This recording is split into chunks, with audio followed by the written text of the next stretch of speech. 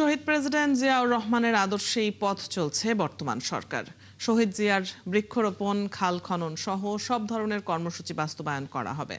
সকালে সফরের শুরুতেই বরিশালের গৌরনদীর বাটাজোর ইউনিয়নের নবখননকৃত শরিকল বাটাজোর খাল পাড়ে গাছের চারা রোপণ শেষে একথা বলেন তিনি।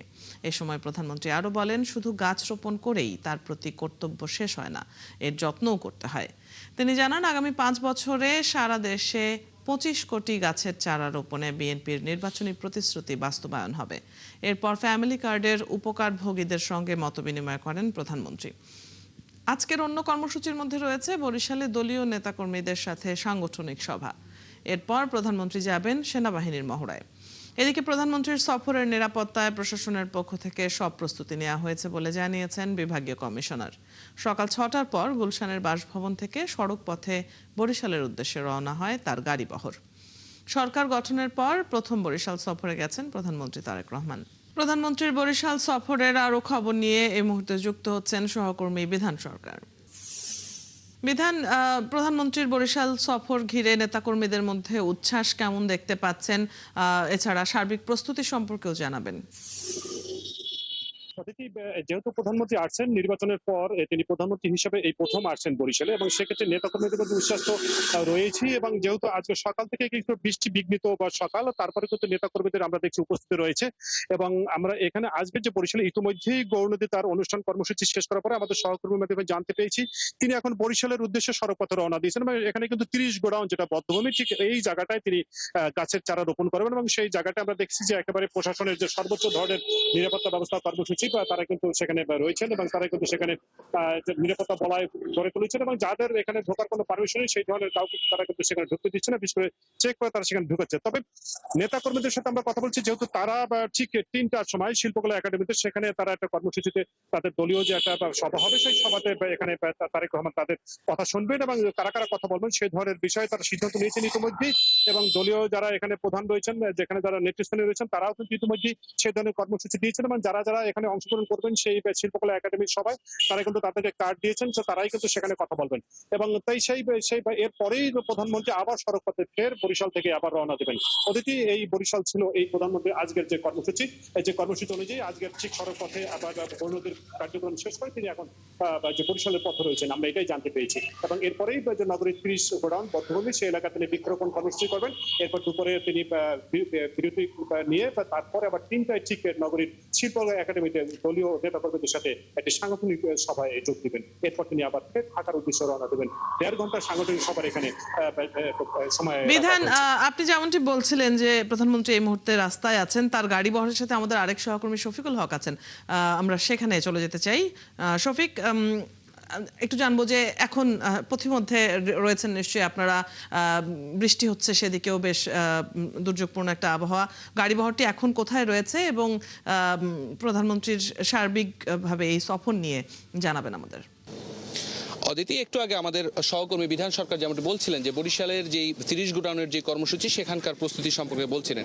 ইতিমধ্যে আপনাকে একটি বিষয় বলে রাখি অদিতি, প্রধানমন্ত্রী তারেক রহমানের আজকের বরিশাল সফরের প্রথম যেই দুটি কর্মসূচি ছিল বৃক্ষরোপণ এবং এখানে ফ্যামিলি কার্ড যাদেরকে বিতরণ করা হয়েছে সেই উপকারভোগীদের সঙ্গে একটি মতবিনিময় সভার এখানে আয়োজন করা হয়েছিল, সেই কর্মসূচি দুটি শেষ হয়েছে এখানে প্রধানমন্ত্রী। এবং ইতিমধ্যেই সেই গৌরনদীর বাটাজোর থেকে তিনি বরিশালের উদ্দেশ্যে রওনা করছেন। এই মুহূর্তে সেই নগরীর উজিরপুর এলাকায় রয়েছেন। আপনি দেখতে পাচ্ছেন হয়তো সামনে যেই লাল বাসটি রয়েছে সবার আগে বাংলাদেশ খচিত, সেই লাল বাসে করে প্রধানমন্ত্রী বরিশালের পথে যাচ্ছেন। এবং বৈরী আবহাওয়া, তারপর আমরা দেখতে পেয়েছি যে এই সকাল থেকে গুড়ি গুড়ি বৃষ্টি, তার মধ্যেও কিন্তু এই প্রধানমন্ত্রীর আগমনকে কেন্দ্র করে কিন্তু সড়কের দুধারে, আমরা এর আগে অতীত অভিজ্ঞতার কথা যদি বলি, তিনি দেশের যেখানেই সফর করছেন তার সেই গাড়িবহর কিন্তু একটি ভিড় ঠেলে তার গন্তব্যের দিকে যেতে হয়। আজকেও এই বৈরী আবহাওয়ার মধ্যেও কিন্তু আমরা তার ব্যতিক্রম দেখছি না। ছবিতে হয়তো দেখতে পাবেন আমরা ঠিক গাড়িবহরের পেছনেই রয়েছি, ঠিক সামনেই তার সেই যেই লাল বাস, সেই বাসে করে তিনি বরিশালের উদ্দেশ্যে যাচ্ছেন। তিনি একটি বার্তা আসলে এই বাটাজোরে যেই ফ্যামিলি কার্ডের যারা উপকারভোগী তাদের এখানে বক্তব্য রাখতে গিয়ে তিনি একটি কথা বলেছেন যে বর্তমান সরকার দেশকে সামনে এগিয়ে নিয়ে যেতে চায়, সেক্ষেত্রে সবার সহযোগিতা তিনি প্রত্যাশা করেছেন। একই সাথে পুরুষদের পাশাপাশি দেশকে যদি সামনে এগিয়ে নিতে হয় সেক্ষেত্রে নারীদেরও আসলে স্বাবলম্বী করার কোনো বিকল্প নেই, সে লক্ষ্যে আসলে সরকার এই ফ্যামিলি কার্ড কর্মসূচি গ্রহণ করেছে। এবং তিনি একটি এখানে পরিসংখ্যান দিয়েছেন যে বর্তমান যেই কিছুদিন আগে যে বাজেটটি ঘোষণা করা হলো সেই বাজেটে বর্তমান যে অর্থ বছর সেই অর্থ বছরে প্রায় 41 লক্ষ পরিবারের কাছে এই ফ্যামিলি কার্ড পৌঁছে দেওয়া হবে এবং সরকারের যে লক্ষ্য 4 কোটি নারীকে এই ফ্যামিলি কার্ড তাদের এই 5 বছর মেয়াদী যেই সরকার সেই সরকারের মেয়াদে তারা দিবেন, এমনটি তিনি আবারও এখানে তার যে ঘোষণা সেই ঘোষণায় তিনি বলেছেন। এবং বিএনপি আসলে জনগণের যেই বিএনপির যেই ক্ষমতা সেই ক্ষমতার উৎস জনগণ, এবং প্রধানমন্ত্রী তারেক রহমান আজকে আবারও বললেন যে জনগণ যদি সাথে থাকে তাহলে বিএনপিকে কোনোভাবেই আটকে রাখা যাবে না, তারা দেশকে সামনে এগিয়ে নিয়ে যাবে, এমন প্রত্যাশার কথা তিনি এখানে বলেছেন। একটি বিষয় বলে রাখি অদিতি, প্রধানমন্ত্রী হিসেবে তারেক রহমানের প্রথমবারের মতো এই সফরে বরিশালবাসীরও কিন্তু একটি প্রত্যাশা, আমরা গতকাল থেকেই আমরা এখানে এসে যেমনটি এখানে নগরীর অনেকের সাথে কথা বলে যেটি জানতে পেরেছি যে তাদের বিভিন্ন দাবি দেওয়া রয়েছে, তার মধ্যে উল্লেখযোগ্য একটি দাবি যেটি হচ্ছে বরিশালের এই ভাঙা থেকে কুয়াকাটা পর্যন্ত যেই সড়ক সেই সড়কটি 6 লেন করার একটি দাবি। সেই দাবি দাওয়াগুলো নিশ্চয়ই প্রধানমন্ত্রীর সামনে তুলে ধরা হচ্ছে পর্যায়ক্রমে, এবং আপনারা আছেন খবরাখবর রাখছেন নিশ্চয়ই প্রধানমন্ত্রীর সফরের আরো খবর আমরা পরবর্তীতেও জানবো। শফিকুল হক আছেন গাড়ি বহরের সাথে এবং বিধান সরকার আছেন বরিশালে, কথা হচ্ছিল আপনাদের সাথে। ধন্যবাদ যুক্ত হবার জন্য। আবহাওয়ার খবর, আগামী 24 ঘন্টার মধ্যে ঢাকা সহ 6 বিভাগে অতি ভারী বৃষ্টি হতে পারে বলে জানিয়েছে আবহাওয়া অফিস। রাজধানীতে বৃষ্টির তীব্রতা কমতে পারে, তবে রংপুর, রাজশাহী, ময়মনসিংহ ও সিলেট অঞ্চলে বর্ষণের প্রবণতা বাড়তে পারে জানিয়েছে সংস্থাটি। সন্ধ্যা 6টার মধ্যে রংপুর, রাজশাহী, ময়মনসিংহ, ঢাকা, চট্টগ্রাম ও সিলেট বিভাগের অধিকাংশ জায়গায় এবং খুলনা ও বরিশাল বিভাগের অনেক জায়গায় অস্থায়ীভাবে দমকা হাওয়া সহ হালকা থেকে মাঝারি ধরনের বজ্রসহ বৃষ্টি হতে পারে। সেই সাথে রংপুর, রাজশাহী, ময়মনসিংহ, ঢাকা, চট্টগ্রাম ও সিলেট বিভাগের কোথাও কোথাও মাঝারি ধরনের ভারী থেকে অতি ভারী বর্ষণ হতে পারে। প্রায় 17 বছর পর রোববার রাজধানীতে সর্বোচ্চ বৃষ্টিপাত রেকর্ড করা হয়েছে, যার পরিমাণ 175 মিলিমিটার। এছাড়া কয়েকদিন ধরে দেশের বিভিন্ন অঞ্চলে টানা ও ভারী বর্ষণে রাজধানীতে জলাবদ্ধতা তৈরি হয়ে নগর জীবন ব্যাহত হচ্ছে। বেশিরভাগ নদীর পানি বৃদ্ধি পেয়ে চট্টগ্রাম অঞ্চলে ভয়াবহ বন্যায় প্রাণহানি ঘটছে। আবহাওয়ার সবশেষ তথ্য জানাতে আমাদের সাথে যুক্ত হচ্ছেন সহকর্মী মোহাইমিনুল খান অপু। অপু, আবহাওয়া অফিস কি বলছে, বৃষ্টিপাত কবে পর্যন্ত অব্যাহত থাকবে? অদিতি, আজ সকাল 6টা থেকে সকাল 9টা পর্যন্ত, অর্থাৎ এই 3 ঘন্টায় 13 মিলিমিটার বৃষ্টিপাত রেকর্ড করা হয়েছে, এমনটি কিন্তু আবহাওয়া অধিদপ্তর থেকে আমাদেরকে জানানো হয়েছে। এবং এই আবহাওয়া অধিদপ্তরে কিন্তু আরও বলেছেন যেটি যে আজকে সারাদিন ব্যাপী কিন্তু বৃষ্টিপাত থাকবে, কখনো মাঝারি এবং কখনো ভারী বৃষ্টিপাত থাকবে, অর্থাৎ 44 মিলিমিটার থেকে 88 মিলিমিটার পর্যন্ত বৃষ্টিপাত হলে সেটিকে কিন্তু ভারী বৃষ্টিপাত বলা হয়, এবং 88 মিলিমিটারের বেশি বৃষ্টিপাত রেকর্ড করা হলে সেটি কিন্তু অতি ভারী বৃষ্টিপাত বলা হয়ে থাকে। আবহাওয়া অধিদপ্তর পক্ষে যেটি বলছেন যে আজকে সারাদিন ব্যাপী কিন্তু বৃষ্টিপাত থেমে থেমে থাকবে, তবে এটি ভারী বৃষ্টিপাতও হবে, তবে অতি ভারী বৃষ্টিপাতের কোনো সম্ভাবনা নেই। তবে 24 ঘন্টা পরে এই বৃষ্টিপাতের পরিমাণ রাজধানী ঢাকা সহ সারা দেশেই কমে আসবে, এমনটাও কিন্তু তারা জানিয়েছেন যে গত 27 ঘন্টায়, অর্থাৎ গত 27 ঘন্টায় রাজধানী ঢাকাতে কিন্তু বৃষ্টিপাত রেকর্ড করা হয়েছে 110 মিলিমিটার। এটি আসলে এই মাসের ভিতরে এবং সর্বোচ্চ বৃষ্টিপাত রেকর্ড করা হয়েছে, অর্থাৎ মৌসুমি বায়ুর ফলে যে বৃষ্টিপাত হচ্ছে সেটি আরও কিছুদিন অব্যাহত থাকবে। অর্থাৎ এখন আজকে কিন্তু আষাঢ় মাসের 30তম দিন, অর্থাৎ একদম শেষ দিন, সেই দিনেও কিন্তু বৃষ্টিপাত রয়েছে। গতকাল যেমনি অতি ভারী বৃষ্টি হয়েছে, এর কারণে কিন্তু রাজধানী ঢাকাতে জলাবদ্ধতা দেখা দিয়েছে। তবে আজকে কিন্তু রাজধানীর অনেক জায়গাতেই আমরা ঘুরেছি, অর্থাৎ 13 মিলিমিটার বৃষ্টিপাত রেকর্ড হয়, সে কারণে কিন্তু এখন পর্যন্ত কোথাও আমরা বড় ধরনের জলাবদ্ধতা দেখতে পাইনি। তবে বৃষ্টিপাত বাড়লে এই জলাবদ্ধতা কিন্তু তৈরি হতে পারে, এবং আবহাওয়া অধিদপ্তর যেটি বলছে যে আজকে সারাদিন যেহেতু ভারী বৃষ্টিপাত হবে, সেক্ষেত্রে কিন্তু বিকেল নাগাদ অথবা দুপুরের পরে এটি হতে পারে, সেক্ষেত্রে এই রাজধানীতে কিন্তু আবারও জলাবদ্ধতা দেখা দিতে পারে। তবে এই বৃষ্টিপাতের কারণে মানুষ যখন অফিসগামী যারা রয়েছে, স্কুল কলেজের শিক্ষার্থী যারা রয়েছেন তারা গতকালকে যেমন বিপাকে পড়েছিলেন, আজকে সকালেও কিন্তু তেমনটাই ঘটেছে। অর্থাৎ এর পরবর্তীতে কিন্তু এখন বৃষ্টি গুড়ি হলো, কিন্তু এখন মানুষ রাস্তাঘাটে যখন বের হয়েছে তখন তারা ভোগান্তির পাশাপাশি তীব্র যানজটেও কিন্তু তারা পড়ছেন। অর্থাৎ এই বৃষ্টির ফলে কিন্তু যানজটের ভোগান্তিটাও রীতিমতো হয়ে থাকে, সেটি কিন্তু আজকেও রয়েছে। এছাড়া বন্যা পূর্ব জানেন যে দক্ষিণ অঞ্চলের চট্টগ্রাম, কক্সবাজার এবং রাঙ্গামাটি, খাগড়াছড়ি সহ পার্বত্য 3 জেলায় যে বন্যা হচ্ছে, সেই বন্যার পরিস্থিতি 24 ঘন্টার ভিতরে উন্নতি হবে এমনটা কিন্তু বন্যা পূর্বাভাস কেন্দ্র থেকে বলা হয়েছে। এবং দুপুর 12টা 30 মিনিটের দিকে তারা কিন্তু এই বিষয়ে একটি ব্রিফিং করবেন, তখন কিন্তু আমরা আরো বিস্তারিতভাবে জানাতে পারবো। তবে রাজধানী আবহাওয়া অধিদপ্তরের সামনে থেকে এই ছিল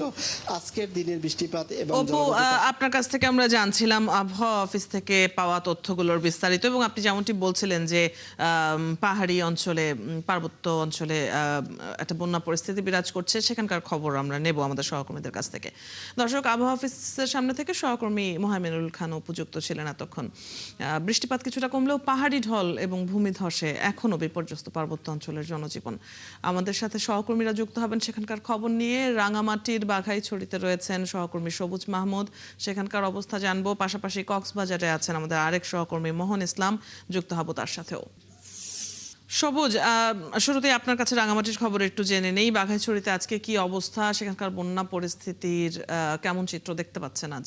অদিতি, বাঘাইছড়িতে যে পরিমাণ পানি হয়েছিল গত 3 দিন আগে, এখন অনেকটা পানি কমেছে, কিন্তু নিম্নাঞ্চল যেগুলো আছে, যেগুলো চরম মাঝখানে আছে, সেগুলোতে কিন্তু এখনো পানি বিরাজমান। এবং এই মুহূর্তে যেটি সবচেয়ে বড় চ্যালেঞ্জ, সেটি হচ্ছে বন্যা পরবর্তী যেই চ্যালেঞ্জগুলো হয়, সেগুলো মানুষজন বাড়িতে উঠতে পারতেছে না। এখনো অনেক আশ্রয় কেন্দ্রে মানুষজন আশ্রিত অবস্থায় আছে। এখানে প্রায় 365টি পরিবার আক্রান্ত হয়েছে এবং তার মধ্যে 1450-এরও বেশি মানুষ কিন্তু আশ্রয় কেন্দ্রে আশ্রিত অবস্থায় আছে। বাঘাইছড়ির পৌরসভা, সাজেক এবং বঙ্গলতলী, রূপকারী এই অঞ্চলগুলো প্লাবিত হয়েছে। আমরা এখন আছি উপজেলাদের ভবনে, যেখানে রাঙ্গামাটির যে সংসদ সদস্য দীপেন দেওয়ান, তিনি কিন্তু ত্রাণ কার্যক্রম পরিচালনা করছেন এবং আমরা এই মুহূর্তে সেই ত্রাণ কার্যক্রম পরিচালনার স্থলে আছি। এখানে অনেক লোকজন ত্রাণ নিচ্ছেন এবং স্থানীয় প্রশাসন সহ সংসদ সদস্য ত্রাণ প্রদান করছেন। এবং আমরা একটু জানতে চাইব সংসদ সদস্যের কাছে যে এখানকার ত্রাণ পরিস্থিতি নিয়ে তারা কি ধরনের কার্যক্রম পরিচালনা করছেন, সেই বিষয়টা একটু জানতে চাইব। মানে সংসদ সদস্য, আমরা একটু আপনার সাথে জানতে চাই যে আপনার এলাকার বন্যা পরিস্থিতি এখন কি অবস্থা, আপনারা যে ত্রাণ কার্যক্রম পরিচালনা করছেন সেটার এখন কি অবস্থা? বন্যার পরবর্তী আমরা কিন্তু এখন খুব ভালো, পরিবেশ ভালো। আমরা প্রশাসন, এখানে সবাই, আমাদের বিএনপি দলীয় নেতা কর্মী, সেনাবাহিনী থেকে শুরু করে সবাই কিন্তু এই বন্যা কার্যক্রমে অংশ নিচ্ছে। পরিস্থিতি এখন অনেকটা ভালো, উন্নতির পথে। ত্রাণ কার্যক্রম কি অব্যাহত থাকবে, বা যারা পায়নি এখনো তাদের জন্য আপনারা কি ব্যবস্থা নেবেন? পাওয়ার বিষয় না, এখানে কিন্তু সবাই পেয়েছে। বন্যা পরবর্তী এটা তো চলতে থাকলে আমরা তো সাহায্য করব। বন্যার পরবর্তীর জন্য আমরা পদক্ষেপ নিতেছি। এখন কিন্তু সব ক্ষেত্রে আশ্রয় কেন্দ্রে আমরা খাদ্যশস্য সরবরাহ করছি, যেটা প্রয়োজন আমরা কিন্তু জনগণের পাশে আছি। বন্যার পরবর্তীর জন্য আমরা পদক্ষেপ নিয়েছি। বন্যা পরবর্তী যেগুলো হয়, এখন যদি আপনার রোগের হয়, সেই ব্যাপারে আমরা প্রিকশন নিয়েছি। বন্যা পরবর্তী যেমন রাস্তাঘাট মেরামত এবং দুর্গত এলাকায় যারা বন্যার পানিতে ক্ষতিগ্রস্ত হয়েছে, তাদের ঘর বাড়ির তৈরি করার জন্য পরিবেশ সবকিছু আমরা কিন্তু প্রস্তুত আছে। আপনাকে যদি এখানকার চিত্রটা দেখে, এখানে কিন্তু হাজারো মানুষ এসে ভিড় করেছেন ত্রাণ সহায়তা নেওয়ার জন্য। শুধু ত্রাণ নয়, এখানে কিন্তু যেই নিত্যনৈমিত্তিক যে জিনিসপত্রগুলো লাগে সেগুলো কিন্তু দেওয়া হচ্ছে, ঔষধ ব্যবস্থা দেখা যাচ্ছে, চিকিৎসা ব্যবস্থা করা হচ্ছে। এবং দুর্গত এলাকায় যারা হচ্ছে এখানে এসে ত্রাণ নিতে পারছে না, তারাও কিন্তু এখানে তাদের কাছেও কিন্তু নৌকা বা উপজেলা প্রশাসন এবং স্থানীয় যারা রাজনৈতিক ব্যক্তিবৃন্দ আছে, তারা কিন্তু এই ত্রাণগুলো পৌঁছে দিচ্ছে। আমরা একটু স্থানীয় লোকজনের সাথে কথা বলবো যে আপনারা এখানে যে ত্রাণ সহায়তা ঠিকমতো পাচ্ছেন কিনা আপনাদের বন্যা পরবর্তী? আমাদের বন্যা পরিস্থিতি অনেক খারাপ। এলাকার মধ্যে পানি, ঘর বাড়ি সব ডুবো তলায় নিয়ে গেছে। এখন আমরা এই কিছুটা পানি এখন কমছে। এখন আমাদের মন্ত্রী আসছে, মন্ত্রীরা এসে এখানে প্রাণ বিতরণ করতেছে।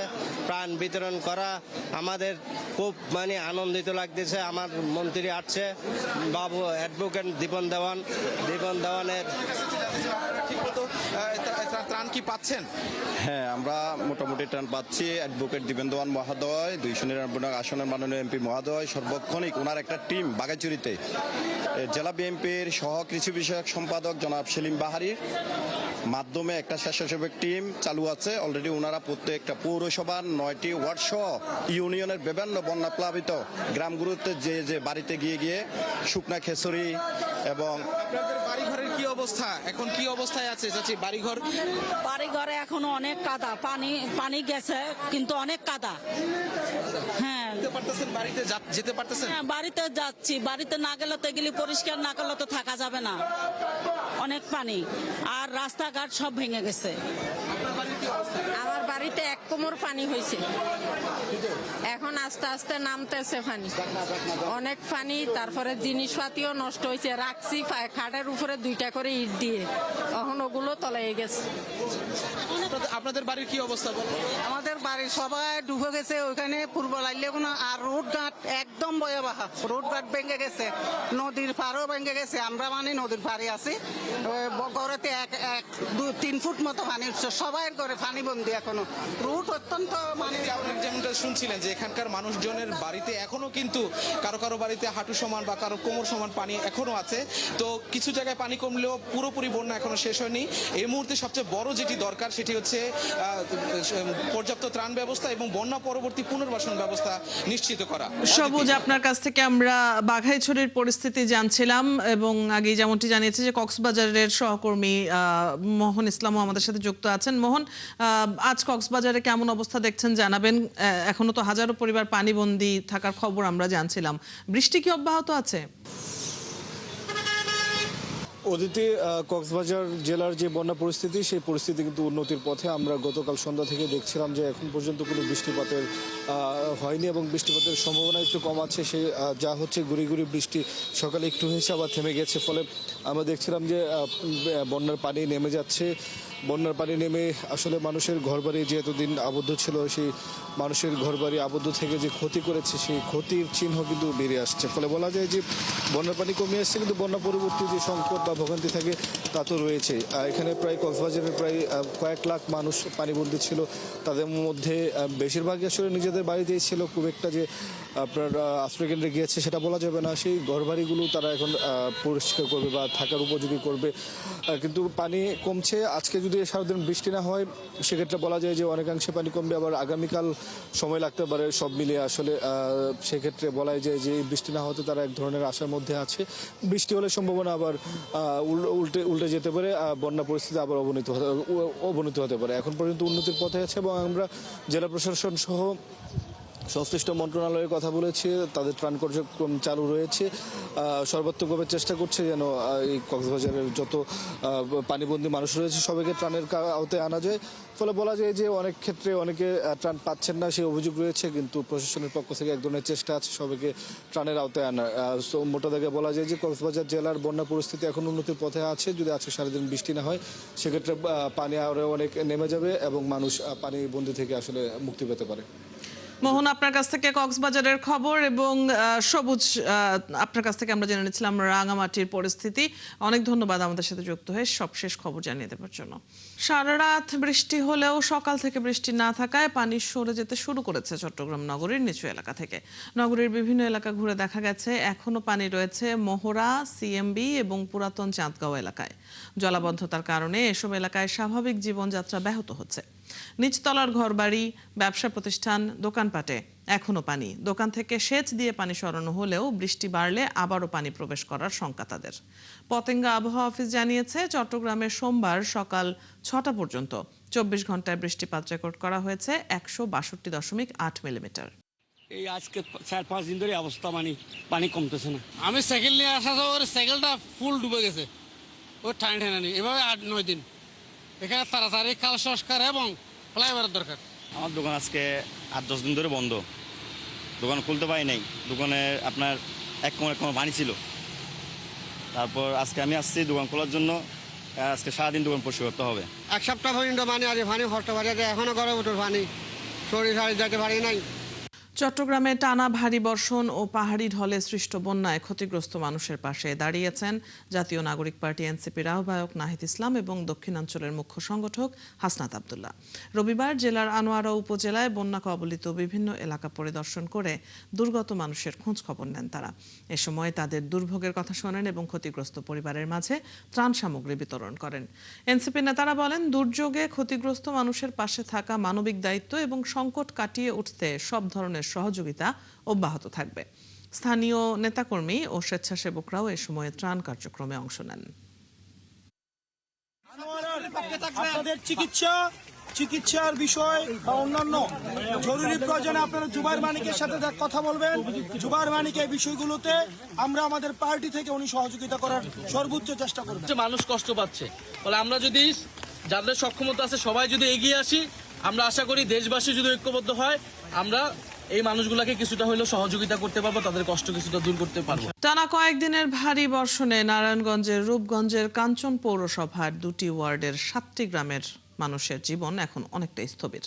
পানি সরানোর জন্য সরকারি খালগুলো আবাসন কোম্পানি সহ বিভিন্ন প্রতিষ্ঠান দখল করায় চরম ভোগান্তিতে বাস করছে 3000-এর বেশি মানুষ। রিয়াজ হোসেনের তথ্য ও ছবিতে প্রতিবেদন। টানা কয়েকদিনের বৃষ্টিতে নারায়ণগঞ্জের রূপগঞ্জ উপজেলার কাঞ্চন পৌরসভার 7টি গ্রামের প্রায় 3000 মানুষ জলাবদ্ধতার দুর্ভোগে পড়েছেন। অনেক বাড়িঘরে পানি ঢুকেছে, ব্যাহত হচ্ছে শিক্ষার্থী ও কর্মজীবী মানুষের চলাচল। এলাকার লোকজনের অভিযোগ, আবাসন কোম্পানি সহ বিভিন্ন প্রতিষ্ঠান পানি উন্নয়ন বোর্ডের 7টি সরকারি খাল ভরাট ও দখল করায় বৃষ্টির পানি নামতে পারছে না। এছাড়া একটি খালের অংশ ভরাট করে সড়ক নির্মাণের অভিযোগও রয়েছে। 4-5টা কোম্পানি আছে যারা বালু ভরাট করে রাখছে, এক কোম্পানি আরেক কোম্পানির দোষে, আরেক কোম্পানি আরেক কোম্পানির দোষে। এই যে কোম্পানি যে বালু ফালায় উঁচা করে দিয়েছে, এই উঁচা করা তো আমার সমস্যাটা এইটা এরা বিয়ে করতে পারে না। এই সমস্যাটা তো সমাধান করে দেয়, তাহলে তো আমার কোনো সমস্যা হয় না। এই এলাকার অনেক মহিলা আছে সাবান ভিতর গিয়ে কাজ করে, এরা 3বার যায় 3বার আসে বাসাত, আইতে খাওয়ার মধ্যে গা হয়ে যায়। ভারতের নাগর একটু সাহায্য করলে ভালো হয় না, রাস্তাঘাটে দিতে বললে এটাই আমরা চাইতেছি, আমরা আর কিছু চাওয়ার লাগে না। এ ব্যাপারে কাঞ্চন পৌর প্রশাসন জানান, একাধিক আবাসন কোম্পানির বিরুদ্ধে খাল ভরাটের অভিযোগ পেয়েছেন। বিষয়টি তদন্ত করে দ্রুতই ব্যবস্থা নেওয়া হবে। এই কোম্পানিগুলোকে আমরা চিহ্নিত করব এবং তারা তাদের অনুমোদন আছে কিনা বা অনুমোদন থাকলেও তারা ওই অনুমোদনের বাইরে গিয়ে এটাকে এক্সটেনশন করেছে কিনা সেটা আমরা খতিয়ে দেখব এবং আইন ও বিধি অনুযায়ী তাদের বিরুদ্ধে যে ব্যবস্থা গ্রহণ করা প্রয়োজন আমরা সেটা ব্যবস্থা গ্রহণ করব ইনশাআল্লাহ। পানি উন্নয়ন বোর্ডের নির্বাহী প্রকৌশলী জানান, সরকারের নির্দেশ অনুযায়ী খালগুলো দখলমুক্ত করতে কাজ করা হচ্ছে। 2 বছরের মধ্যে দখল হওয়া খালগুলো উদ্ধার করার আশা প্রকাশ করেন তিনি। তারা খালে প্রতিনিয়ত ময়লা ফেলে, বা খালে যখন ময়লাগুলো ফেলা হয় বা খালগুলো দখল করা হয়, তখন খালগুলো কিন্তু তার প্রবাহটা ঠিক মতো হয় না। এর ফলে এইসব আমরা দেখা যায় যে আমাদের উজান অংশে আমাদের খালে কিন্তু জলবদ্ধতার একটা কিন্তু সমস্যা আমরা দেখি প্রতি বছর। তো আমরা সেইগুলো নিয়ে এবার এবছর কাজ করেছি, সংস্কারমূলক কাজ করেছি এবং আগামী বছরের মধ্যে আশা করছি আমরা রূপগঞ্জ উপজেলায় আমরা প্রায় 25 কিলোমিটার খাল আমরা খনন করতে সক্ষম হব। এলাকাবাসীর দাবি, দখল হওয়া 7টি খাল দ্রুত উদ্ধার ও পুনঃখনন করে স্থায়ীভাবে জলাবদ্ধতার সমাধান করা হোক। আল ইমরান, চট্টগ্রামের জলাবদ্ধতা নিরসনে চট্টগ্রাম সিটি কর্পোরেশনের মেয়র একটি বৈঠক করছেন এই মুহূর্তে। সেই বৈঠকের খবর রাখছেন আমাদের সহকর্মী রাজীব বড়ুয়া। আমরা তার কাছে চলে যাচ্ছি। রাজীব, মেয়র কি বলছেন জলাবদ্ধতা নিরসন সম্পর্কে, এবং চট্টগ্রামে জলাবদ্ধতা প্রতি বছরই হয়, এটির একটি দীর্ঘমেয়াদী সমাধানের বিষয়ে তার মতামত কি? অদিতি, আপনি জানেন যে গত 6-7 দিন ধরে মূলত এখানে যে টানা বৃষ্টিপাত হচ্ছে, তো সেই বৃষ্টির কারণে নগরের কিছু নিম্নাঞ্চল আসলে জলাবদ্ধতা ছিল এবং এখন যেহেতু গতকাল রাত থেকে যেহেতু বৃষ্টিপাতের পরিমাণ কিছুটা কমেছে, ফলে আমরা দেখছি যে এখানে নগরীতে যে প্রধান জায়গাগুলোতে জলাবদ্ধতা তৈরি হতো সেই জায়গাগুলোতে এখন পানি নেই। এবং আপনি জানেন যে গত এখানে যে 3টি সেবা সংস্থা রয়েছে, সিটি কর্পোরেশন, সিডিএ এবং পানি উন্নয়ন বোর্ড, এই 3টি সেবা সংস্থার আন্ডারে প্রায় 4টি প্রকল্প কাজ চলমান রয়েছে, যেটি 2017 সালে শুরু হয়েছে এবং 2022 সালে শেষ হওয়ার কথা ছিল। তো সেটি আসলে এখনো শেষ হয়নি এবং মেয়র বলছেন যে এখানে যে কাজ চলমান রয়েছে সেটি আসলে প্রায় 70 থেকে 80% শেষ, বাকি 30% কাজ এখনো বাকি আছে। তো আজকে এখানে পানি সম্পদ প্রতিমন্ত্রী ফরহাদ হোসেন তিনি এসেছেন, সিটি কর্পোরেশনের মেয়রের সাথে তারা আসলে বৈঠকটা করছেন। আমরা একটু কথা বলতে চাই মাননীয় প্রতিমন্ত্রীর সাথে। মাননীয় প্রতিমন্ত্রী, আমরা লাইভে আছি, আপনি যদি একটু বলতেন যে এখানে জলাবদ্ধতা নিরসন প্রকল্পের কাজটি আসলে কি পর্যায়ে আছে এবং কেমন দেখলেন? না, আমরা তো সকালে আমরা বিশেষ করে আমাদের যে প্রকল্পটা আছে চট্টগ্রাম মহানগর বন্যা নিয়ন্ত্রণ, জল অগ্নতা, জলবদ্ধতা নিরসন ও নিষ্কাশন, আমাদের এই প্রজেক্টটা প্রায় 95% কাজ ইতিমধ্যে আমরা সমাপ্তর পথে। আমাদের এই কাজের আমাদের যে বিষয়টা আসলে এই যে আমাদের কিছু টেকনিক্যাল বিষয় আছে, যে বিষয়গুলো আসলে আমরা পানি সম্পদ মন্ত্রণালয় বা এখানে যে সেনাবাহিনী যে কাজগুলো সম্পূর্ণ করছেন, এই কাজগুলো সম্পূর্ণ করার পরে যে আমাদের রেগুলেটরগুলো আছে, আমাদের যে আরও কিছু টেকনিক্যাল বিষয়গুলো যেগুলো আসলে পরিচালনা করার জন্য, ব্যবস্থা করার জন্য কিছু টেকনিক্যাল সেখানে আমাদের কর্মকর্তা থাকা দরকার। যেহেতু আমাদের এই প্রকল্পের মেয়াদ এখন 1 বছর আছে, আমরা এখানে বিশেষ করে আমরা বাংলাদেশে অনেক জায়গায় আমরা কিন্তু পানি সম্পদ মন্ত্রণালয়ে আমরা যে কোনো প্রকল্প বাস্তবায়ন করে দেই, সেই বাস্তবায়ন করার পরে সেই প্রকল্পটা কিন্তু দেখভাল করা, দেখাশোনা করা বা পরিচালনা করার জন্য কিন্তু সাধারণত আমরা বিভিন্ন সময় সিটি কর্পোরেশন বা আশেপাশে যারা যেসব আমাদের মন্ত্রণালয় আছে বা সংস্থা আছে, অধিদপ্তর আছে, তাদের কাছে আমরা এমইউ করে কিন্তু সেগুলোকে আমরা পরিচালনার দায়িত্ব দিই। ইতিমধ্যে আমাদের ঢাকায় যেটা আমরা ঢাকার দক্ষিণ সিটি কর্পোরেশন এবং নারায়ণগঞ্জ সিটি কর্পোরেশনকে আমরা সেটা এমইউ করে সেটা আমরা তাদেরকে আমরা তাদের হাতে দায়িত্ব তুলে দিয়েছি। ঠিক আমরা এখানেও আজকে যেহেতু আমাদের এই প্রকল্প শেষ পর্যায়ে, সেক্ষেত্রে এই প্রকল্পের মেয়াদ যদি এখনো 1 বছর আছে, সেক্ষেত্রে এখানে আমাদের আজকে উদ্দেশ্য হচ্ছে এইটাই, যেখানে মাননীয় মেয়র সাহেব আছেন এবং আমাদের এখানে রাজ্য উন্নয়ন প্রকল্পের উন্নয়ন যে চেয়ারম্যান আছেন, ঠিক আছেন, চট্টগ্রাম উন্নয়ন কর্তৃপক্ষ, আমি অনুরোধ করব যে এখানে একটা জিনিস আমাদের মাথায় রাখতে হবে। আপনি পানি সম্পদ মন্ত্রণালয় বলেন, চট্টগ্রাম সিটি কর্পোরেশন বলেন বা চট্টগ্রাম উন্নয়ন কর্তৃপক্ষ বলেন, সব মিলে কিন্তু সরকার, এখানে কিন্তু অন্য কেউ কোনো বিষয় না। এখানে একটা জিনিস সুষ্ঠুভাবে সম্পূর্ণ হওয়া মানে এখানে সরকারের কৃতিত্ব আসবে এবং আমাদের চট্টগ্রাম মানুষ বন্যা থেকে রক্ষা পাবে। কাজে আমাদের সবার লক্ষ্য একটাই। সেক্ষেত্রে আমি মনে করি যে আমাদের যেহেতু প্রকল্পের মেয়াদ যেটুকু আছে, আমরা বিশেষ করে আমাদের এখানে যে সেনাবাহিনী যে কর্নেল সাহেব উনি যে কথাগুলো বললেন এবং আমাদের চিফ ইঞ্জিনিয়ার যে কথা বলেন, আমরা সেখানে সিটি কর্পোরেশনের তাদের যেরকম 2-1 কর্মচারী আমাদের হাতে দেন, আমরা সেদিকে টেকনিক্যালি তাদের কিভাবে আমাদের এগুলো অ্যাভয়েড করতে হবে, রেগুলেটরগুলো কিভাবে জ্বরের সময় কি করতে হবে, ভাটার সময় কি করতে হবে, এই বিষয়গুলো যখন তাদেরকে আমরা সেইভাবে একটা সময় নিয়ে আমরা যখন তাদেরকে আমরা টেকনিক্যাল বিষয়গুলো তাদেরকে রপ্ত করাতে পারবো, আমার বিশ্বাস এই প্রকল্প একটা অনেক বড় প্রকল্প, প্রায় 1500 কোটি টাকার প্রজেক্ট, তাই না?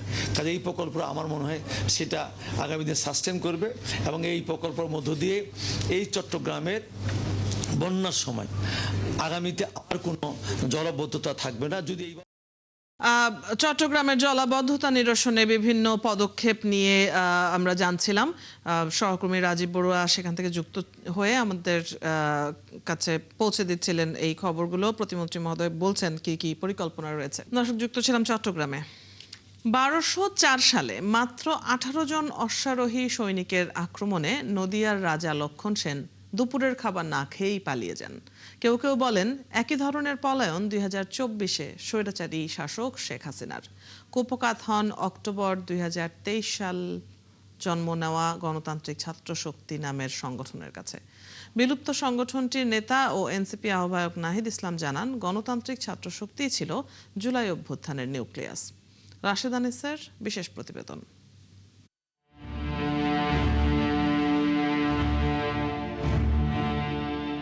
পূর্ববঙ্গ লাগোয়া নদিয়ায় তখন শাসন করছিলেন সেন বংশের সর্বশেষ রাজা লক্ষণ সেন। বয়োবৃদ্ধ এই রাজার দুর্বল শাসন আর উদাসীনতায় ক্ষুব্ধ প্রজারা। এরকম পরিস্থিতিতে 1204 সালে তুর্কি সেনাপতি ইখতিয়ার উদ্দিন মোহাম্মদ বখতিয়ার খিলজি মাত্র 17 জন অশ্বারোহী সৈনিক নিয়ে নদিয়া আক্রমণ করেন। তখন দুপুরের খাবারের প্রস্তুতি নিচ্ছিলেন লক্ষণ সেন। আক্রমণের খবর শুনেই পেছন দরজা দিয়ে তিনি পালিয়ে যান।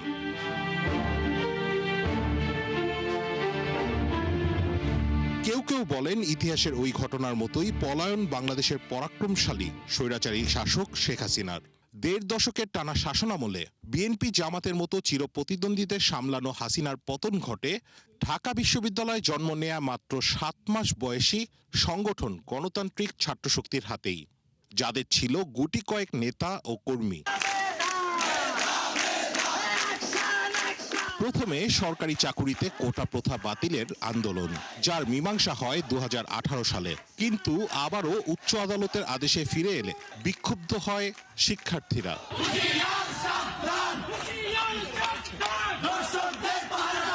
এর নেপথ্যে ছিল 2018 কোটা আন্দোলনে অংশ নেওয়া কয়েকজন তরুণকে নিয়ে 2023 অক্টোবরে জন্ম নেওয়া সংগঠন গণতান্ত্রিক ছাত্রশক্তি। কেন বলছিলেন ওই সময় সংগঠনটির ঢাকা বিশ্ববিদ্যালয়ের আহ্বায়ক আসিফ মাহমুদ। 2018 সালে আন্দোলনটা আমরা করেছি, সফল করেছি টু সাম এক্সটেন্ট। প্রথম এবং দ্বিতীয় শ্রেণীতে তো কোটাটা বাতিল করা হয়েছিল, তৃতীয় চতুর্থ শ্রেণীতে তাও কিন্তু একই রকম ছিল। তো ওইটার একটা টাচ ছিল যে আমরা এটা সফল করলাম, এটা আবার ব্যর্থ হচ্ছে। দ্বিতীয়ত ওই যে স্টুডেন্ট অ্যাক্টিভিজমের জায়গা থেকে যে মানুষের জন্য কিছু করা, স্টুডেন্টদের জন্য কিছু করা, ওই আগ্রহের জায়গাটা থেকে আসা। কারণ আমার ইন্টারেস্ট মোর হচ্ছে কোটার থেকে বেশি সরকার বিরোধী আন্দোলনের জায়গাটা এবং এই সরকারের ফ্যাসিবাদী সরকার পতন ঘটানোটা।